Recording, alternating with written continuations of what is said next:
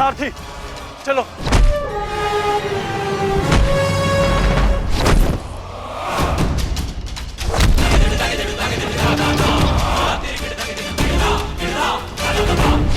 विश्वास नहीं होता मामा श्री कि आप हमारे शत्रु के साथ मिलकर हमें ही परास्त करने पे तुले हैं। आपसे सहायता मांगना हमारी सबसे बड़ी भूल थी, किंतु आपको परास्त कर हम अपनी भूल का पश्चाताप करेंगे। आइए मामा श्री, हमसे द्वंद्व कीजिए। इसे कल मेरे महारथी ने छोड़ दिया था, मैं उन्हें मारना नहीं चाहता। जाओ, लौट जाओ। कर्ण ने तुम्हें क्षमा किया था, इसलिए मैं भी तुम्हें एक और अवसर देता हूं। जाओ, लौट जाओ। अपनी ही बहन के अंश को नहीं मारना चाहता, इसलिए लौट जाओ। कहीं ऐसा तो नहीं कि आपको हमसे भय लग रहा हो मामा श्री? है शल्य को भय।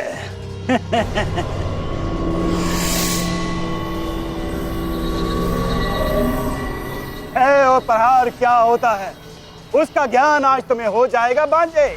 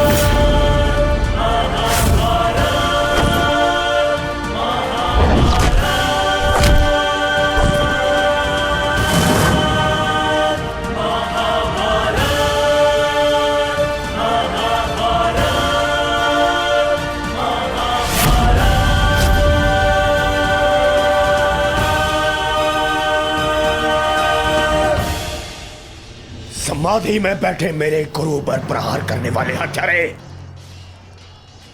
मैं तुम्हें इस गुरु पुत्र का बाल भी बाका नहीं होने दूंगा।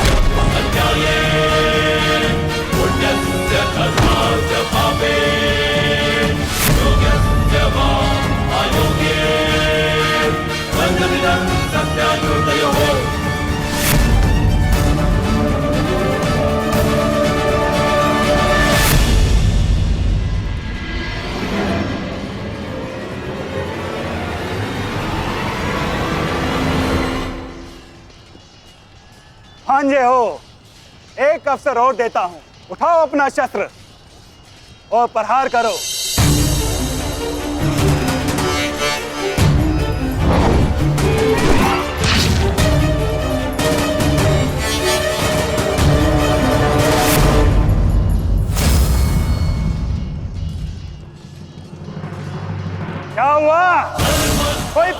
सेना में ऐसा वीर नहीं है जो मेरा सामना कर सके। या तो मुझसे युद्ध करो, अन्यथा अपनी पराजय स्वीकार करो। ये सब क्या हो रहा है माधव? मदरराज अचानक से इतने शक्तिशाली कैसे हो गए? क्या उन्हें परास्त करने का कोई उपाय नहीं? किसी भी शक्ति का तोड़ ढूंढने से पूर्व उस शक्ति को समझना अनिवार्य है पार्थ। है कोई मेरे समक्ष जो मुझसे युद्ध कर सके? मद्रराज की शक्ति उनके शत्रु के क्रोध में है पार्थ। उन्हें केवल वही परास्त कर सकता है जो अपने क्रोध को अपना अस्त्र बना सके, या वो जिसे अपने क्रोध पर पूर्ण नियंत्रण हो, जैसे कि अंगराज कर्ण ने किया था पार्थ। अपने क्रोध को अपना अस्त्र बनाकर उन्होंने शैल्य को पराजित किया था।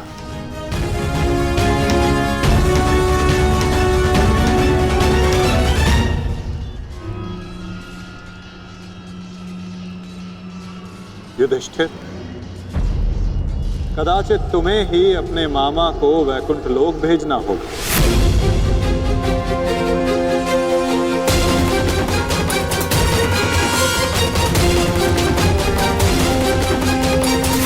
कदाचित तुम्हें ही अपने मामा को वैकुंठ लोक भेजना होगा।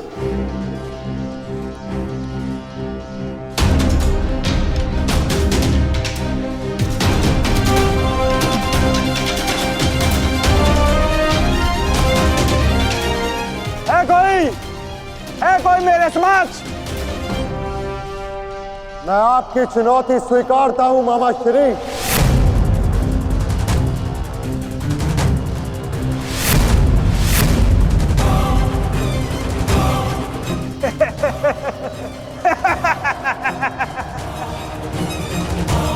जब अर्जुन का गांडीव, भीम की गदा मेरा कुछ बिगाड़ नहीं सकी, मेरे भांजों को भी मेरे समक्ष घुटने टेकने पड़े, तो तुम किस अस्त्र की सहायता से मुझे परास्त करोगे युधिष्ठिर? हो, कहीं तुम चौसर के खेल की चुनौती देने तो नहीं आए युधिष्ठिर? ओ, मैं तो भूल गया था, तुम जीत के लिए अस्त्र नहीं उठाते, अपने परिवार को दांव पे लगाते हो, दांव पर।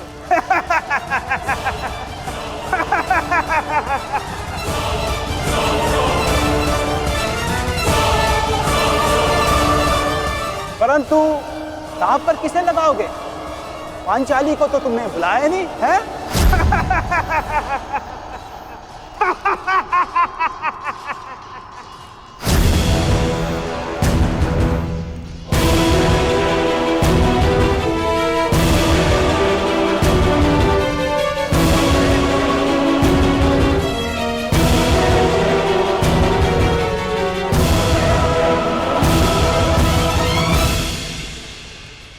तो बताओ युधिष्ठिर, मेरे साथ चौसर खेलोगे या है तुम्हारे पास कोई अस्त्र मेरा सामना करने के लिए?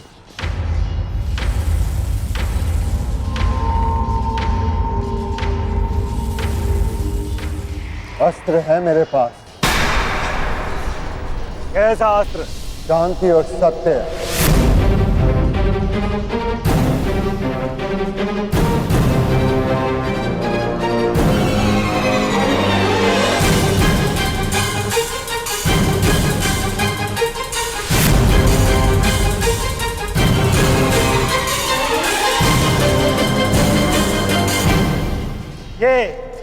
ये समस्त विनाश तुम्हारे कारण हुआ है।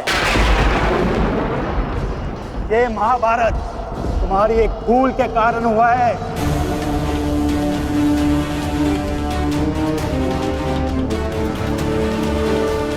आपने उचित कहा मामा श्री।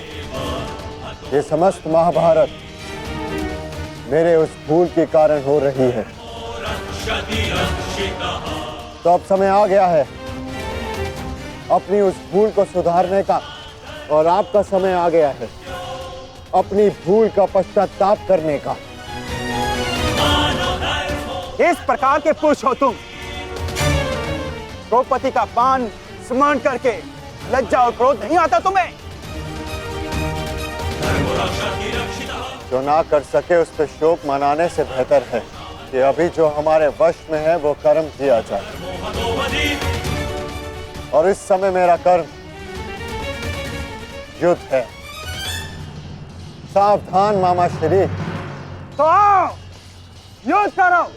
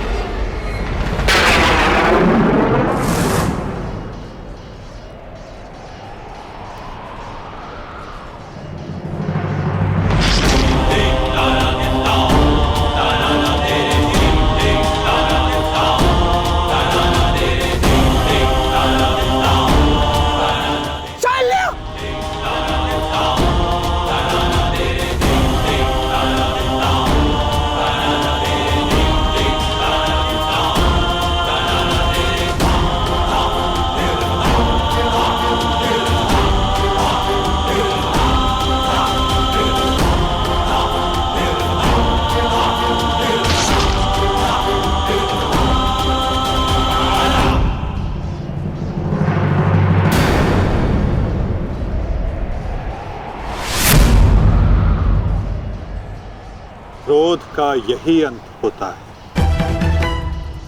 मनुष्य का क्रोध मनुष्य को ही भस्म कर देता है। स्मरण है पाप, ये वही मामा थे जिन्हें विवश होकर कौरवों का साथ देना पड़ा।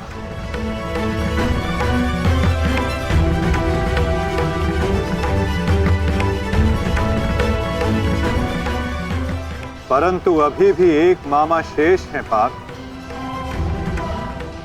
जिन्होंने संपूर्ण भारतवर्ष को इस महाभारत की चौसर पर आने को विवश कर दिया। क्या उन्हें अपने पापों का दंड नहीं मिलेगा?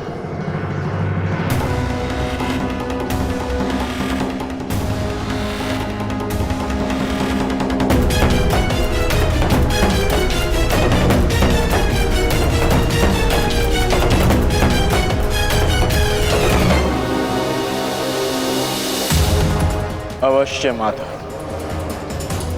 गांधार राज को दंड अवश्य मिलेगा।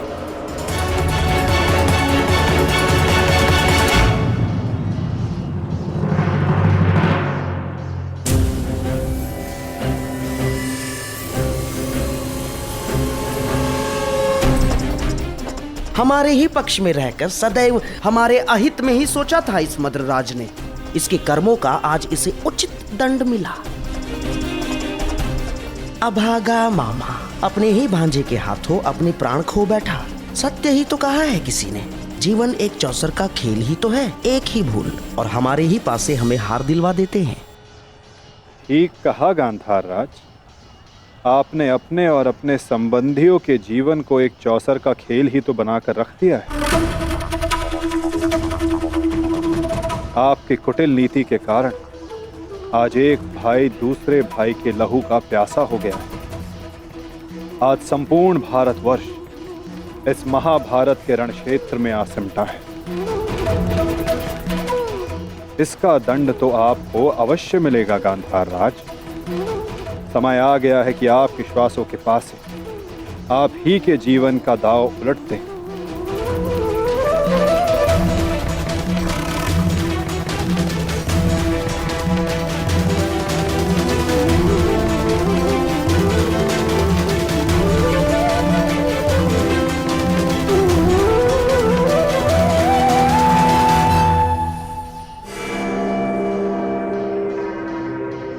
मधुराज,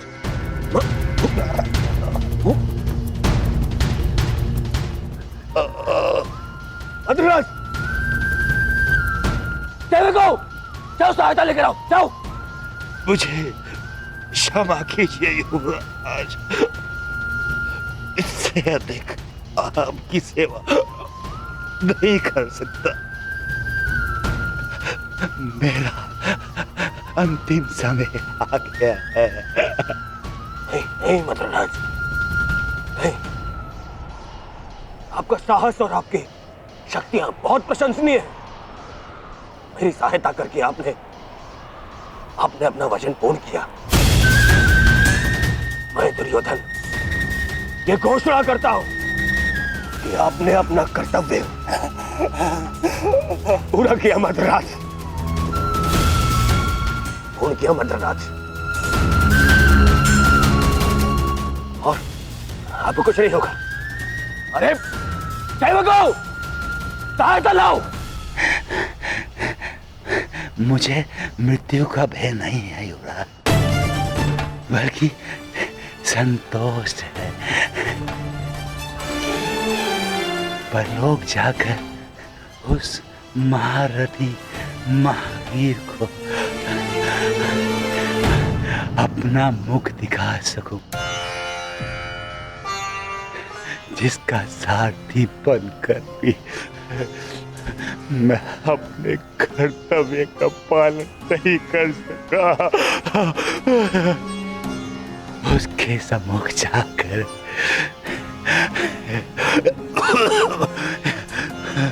मैं कह सकूंगा कि उसका ये सारथी उसके परम मित्र के प्राणों की रक्षा करते करते अपने प्राणों का बलिदान दे बैठा।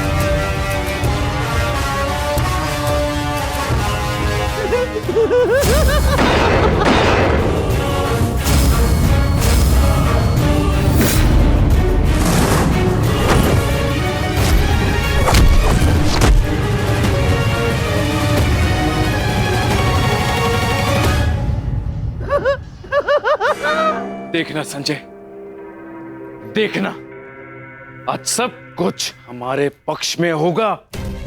पुत्र के समक्ष आज कोई भी नहीं टिक पाएगा, कोई भी नहीं। आप बिल्कुल उचित कह रहे हैं महाराज। युवराज दुर्योधन के पराक्रम का सामना आज कोई नहीं कर पा रहा है। उनका प्रत्येक प्रहार शत्रु पक्ष को वज्र की भांति तोड़ रहा है महाराज।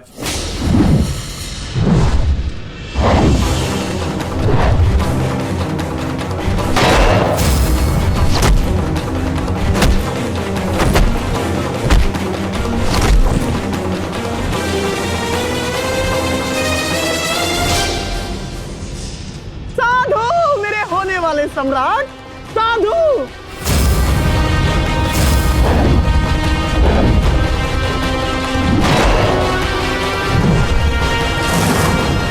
आज इन पांडवों में से एक भी नहीं बचना चाहिए दुर्योधन, एक भी नहीं।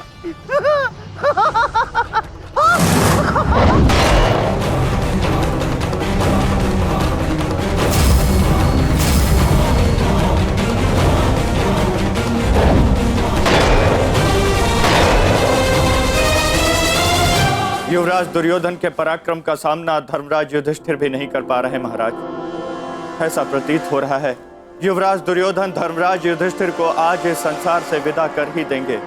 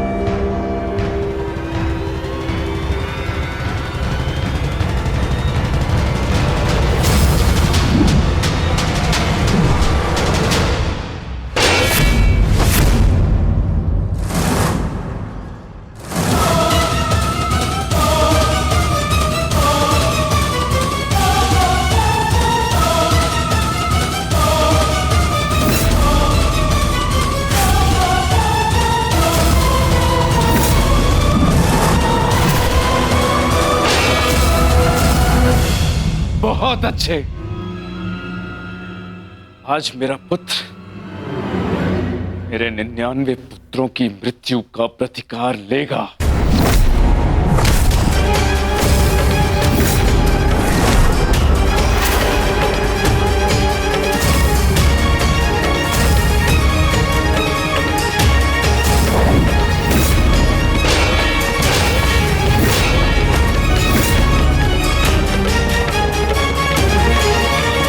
ये सब क्या हो रहा है माधव?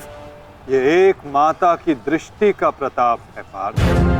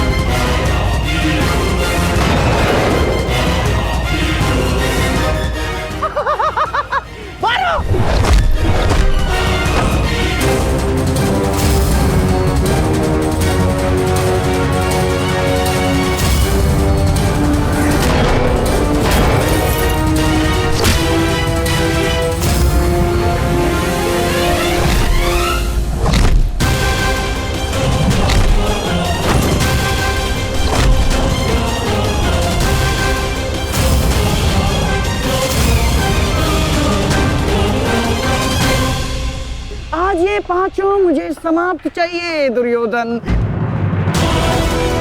समाप्त।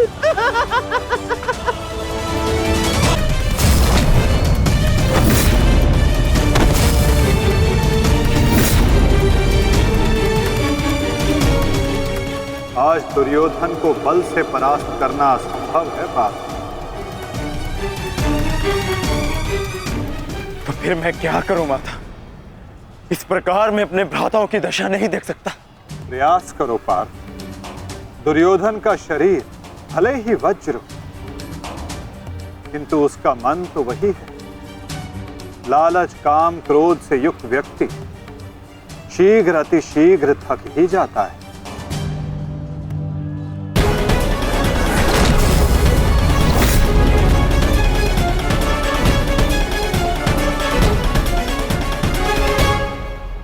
हमें कोई योजना बनानी होगी माधव।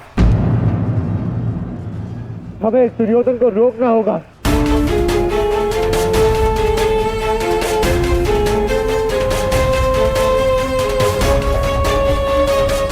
ये एक माता का वरदान है युधिष्ठिर, जो तुम पर श्राप बनकर टूट रहा है। आज आपको इस प्रकार कष्ट देने के लिए मैं क्षमा चाहती हूँ, किंतु आज इस संकट की घड़ी में वो केवल आप ही हैं जिस पर मैं भरोसा कर सकती हूँ, क्योंकि आप ना ही मेरे संबंधी परंतु न्याय के रक्षक भी है श्री बलराम।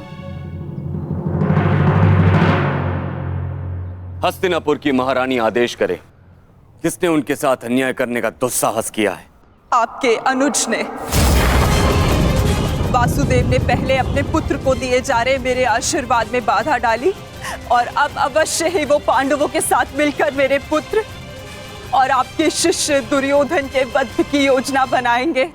जब तुम भ्राताओं ने पत्नी बांटी, राज्य बांटा, वनवास बांटा, तो दुर्योधन के इन प्रहारों को भी तुम भ्राताओं को बांटना होगा युधिष्ठिर।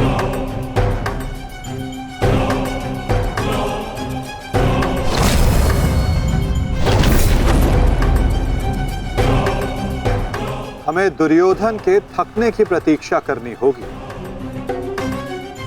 और आज युक्ति भी तभी काम आएगी जब दुर्योधन में लड़ने का बल शेष ना बचे। क्योंकि दुर्योधन को स्वयं दाऊ ने गदा युद्ध में शिक्षित किया है। इसमें कोई संदेह नहीं है कि दुर्योधन मेरा सर्वश्रेष्ठ शिष्य है। उसके साथ छल करके मैं कृष्णा को और मेरे कुल को लज्जित और लांछित नहीं होने दूंगा।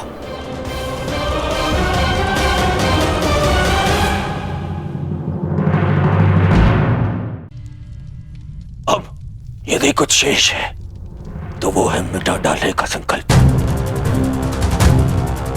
उन पांडवों को मिटा डालने का संकल्प। अब या तो आपका पुत्र जीवित रहेगा और या फिर वो पांडव। मुझे क्षमा कर दीजिएगा माता, परंतु अब ये युद्ध नहीं रुकेगा, नहीं रुकेगा ये युद्ध।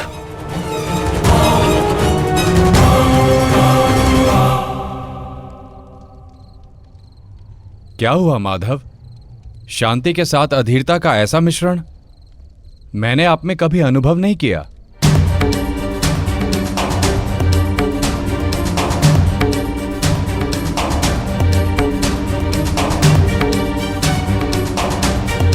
मौन क्यों है माधव? क्यों आप हर बार उस योद्धा का अंत कर देते हैं जो इस युद्ध का अंत कर सकता है? क्यों माधव, क्यों? जिसे हम अंत समझते हैं वो एक नया प्रारंभ होता है बारबरी। जिसे हम काया का अंत समझते हैं वो कायांतरण होता है, और जिसे तुम एक योद्धा का अंत समझ रहे हो वो एक नए परिवर्तन का प्रारंभ है। उचित कहा माधव। हर अंत में ही एक नया प्रारंभ है, परंतु यह आवश्यक नहीं कि हर अंत के पश्चात एक नया परिवर्तन जन्म ले, क्योंकि कभी कभी एक अंत एक प्रतिशोध को जन्म देता है, और वो हो चुका है। एक नया प्रतिशोध जन्म ले चुका है माधव।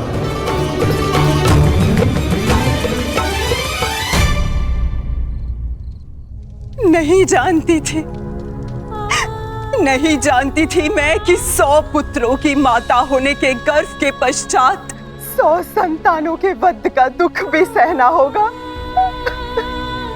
यही प्रश्न मेरे मन में बार बार उत्पन्न होता है गांधारी। जब महादेव ने तुम्हें स्वयं शतपुत्रवती बनने का वरदान दिया है, तो क्यों वही एक एक करके हमारे पुत्रों को निगल रहे हैं?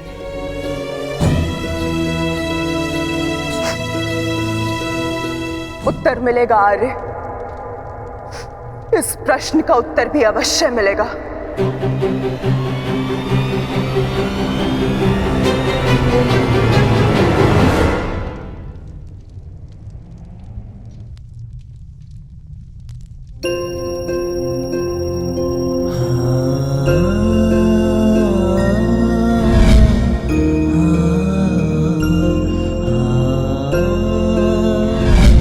ये श्राप मुझे क्यों नहीं मिला कि मैं युद्ध में बाण चलाना भूल जाऊं?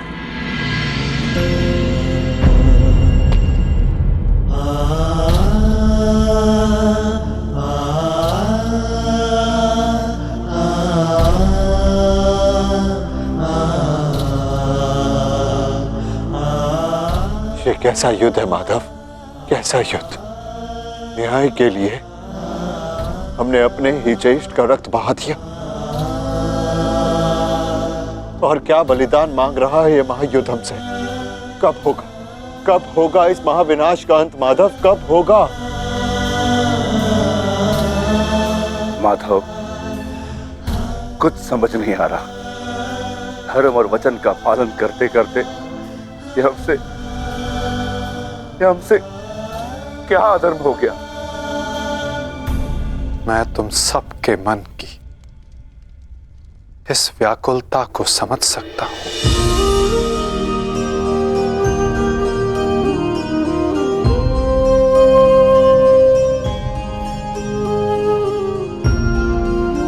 तुम सब इतने समय से इस सत्य से वंचित थे, किंतु इसका कारण स्वयं तुम्हारे ज्येष्ठ थे। और जब सत्य समक्ष आया तो बहुत विलंब हो चुका था।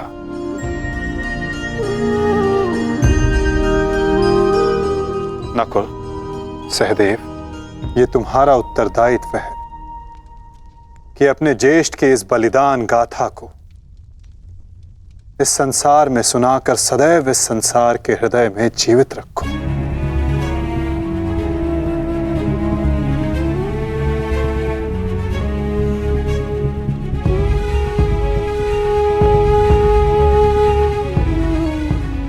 पार्थ, तुम्हारे ज्येष्ठ अंगराज कर्ण सदैव इस युद्ध के प्रारंभ से पूर्व अपना अंत जानते थे। वो इस युद्ध का परिणाम भी जानते थे पार्थ।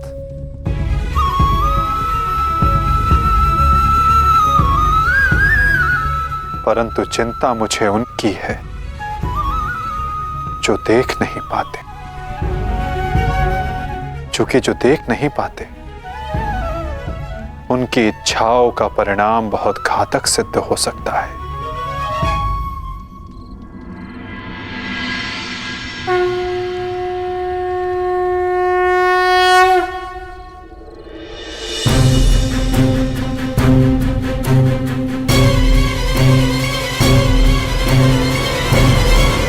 रुक जाओ बहना, नहीं बहना,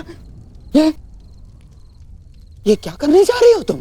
इस समय ना तो मैं आपकी बहन हूं भ्राताश्री, और ना ही हस्तिनापुर की महारानी गांधार नरेश। इस समय मैं एक माता हूं, एक माता जिसे महादेव से उत्तर चाहिए उसके साथ हुए अन्याय का। और जब तक मुझे वो उत्तर नहीं मिल जाता, आज मुझे कोई नहीं रोक सकता। मूर्खता मत करो बहना। गांधारी, इस भांति अग्नि को आलिंगन देने से कुछ नहीं मिलेगा। इससे पूर्व मेरे आलिंगन में आने को शेष मेरा अंतिम पुत्र भी काल के गाल में समा जाए, महादेव को मेरे प्रश्न का उत्तर देना ही पड़ेगा।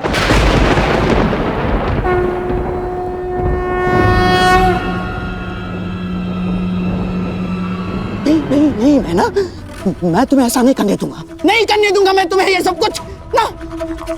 आप हस्तिनापुर की महारानी को आदेश दे रहे हैं गांधार राज? देखो बहना, ईश्वर के लिए ये सब मत करो। एकांत।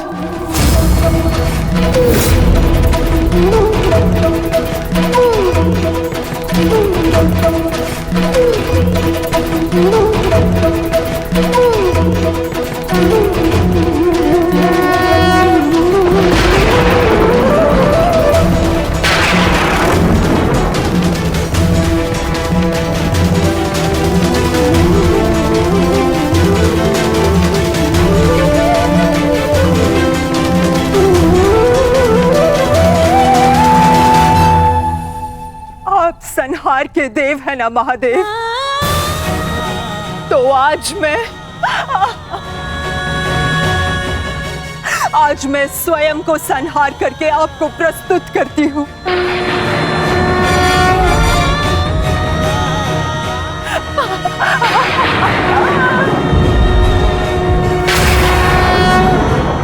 आपने मुझे शतपुत्रवती होने का वरदान दिया था महादेव, परंतु आज मैं आपसे ये जानना चाहती हूँ, क्यों आपने मेरा जीवन अभिशाप बना डाला महादेव?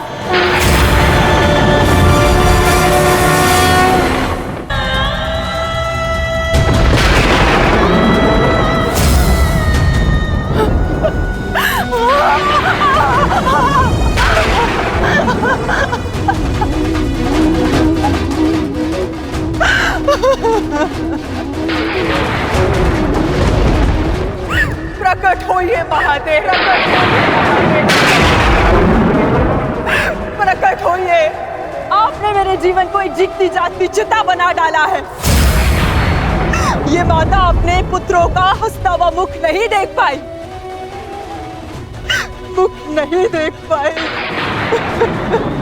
परंतु उनकी चिताओं की अग्नि को अनुभव किया है महादेव। या तो आप अपने उत्तर से मेरे मन को शीतलता दीजिए, अन्यथा मुझे जीते जागते जल जाने दीजिए।